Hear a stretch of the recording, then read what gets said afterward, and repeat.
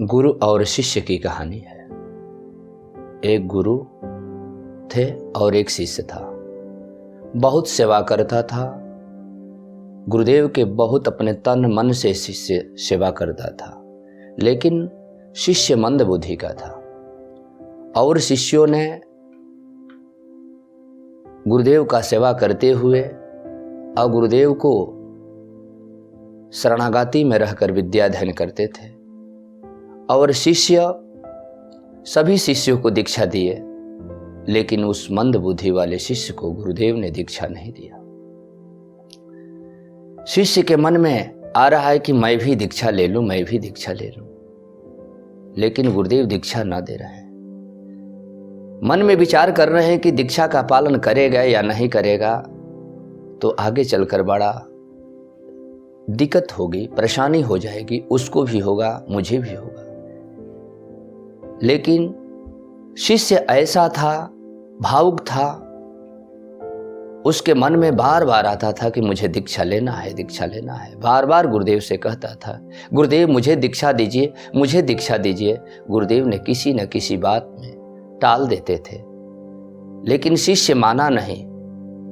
गुरुदेव पुनः बेबस होकर कहे, ठीक है, तुमको दीक्षा मैं दूंगा। मैं दीक्षा का नियम बताता हूं, दीक्षा लेने का सामग्री बताता हूं। शिष्य ने कहा, गुरुदेव जैसी आपकी इच्छा। गुरुदेव के कथनानुसार शिष्य ने सारा सामग्री जुटाया, सारा व्यवस्था किया। कहा, गुरुदेव अब मुझे दीक्षा देने का प्रदान करें। गुरुदेव ने दीक्षा दे रहे हैं। मन में अब सोचे कि अब मैं क्या कह सकता हूं, अब मैं कुछ नहीं कह सकते हैं, अब तो दीक्षा देना ही पड़ेगा। गुरुदेव ने दीक्षा मंत्र दिया और मंत्र देकर कहे कि इस मंत्र को सदैव तुम्हें जपना होगा। कहा, ठीक है गुरुदेव, मैं इस मंत्र का अपने मन में जपता रहूंगा। और दीक्षा लेकर गुरुदेव को प्रणाम कर कर, साष्टांग कर कर, नियम विधि विधान सब समझकर शिष्य ने अपने घर को प्रस्थान किया और घर जाकर पुनः उस मंत्र का अनुष्ठान करने लगा, जपने लगा। जपते जपते शिष्य को निद्रा आ गई। जब निद्रा आई तो शिष्य ने पुनः प्रातः काल उठकर सोचा कि मैं मंत्र का जप करूं, गुरुदेव जो मंत्र दिए हैं। लेकिन मंत्र तो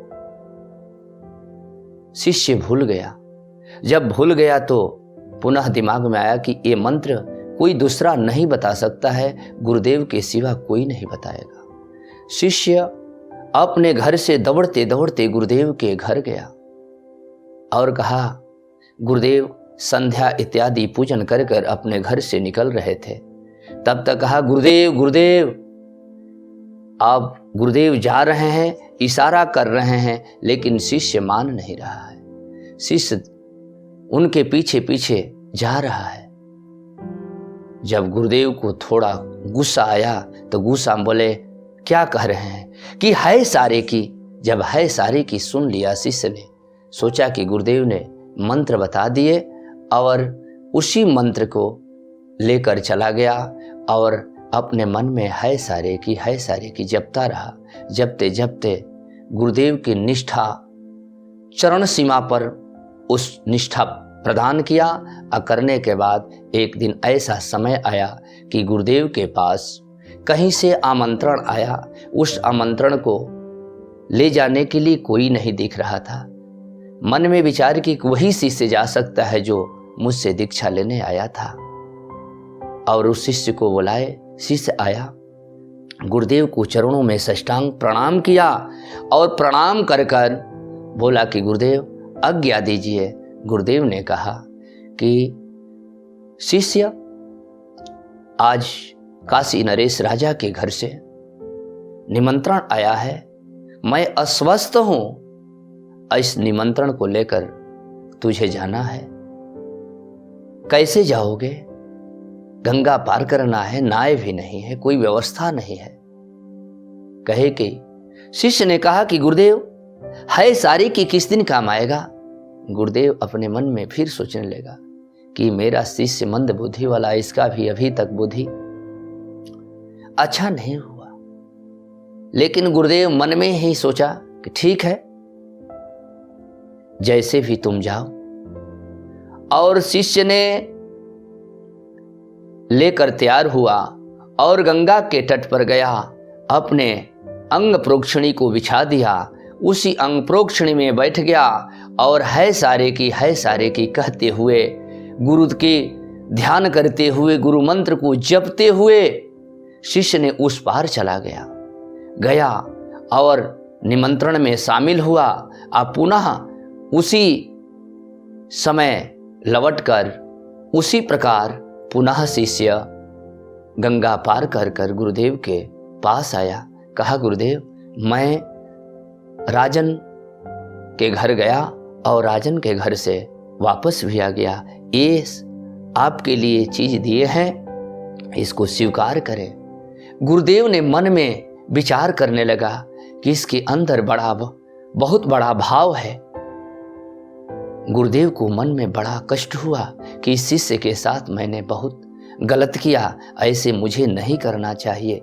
उसी समय से शिष्य के ऊपर गुरुदेव ने पूरे अपने आप को अर्पण कर दिए। उसके लिए कुछ भी जो भी कहता था उसके बातों पर ध्यान देते थे। कहा गया है कि जहाँ भाव है वहीं भगवान है, जहाँ भक्ति है वहीं भगवान है, जहाँ श्रद्धा है वहीं विश्वास है।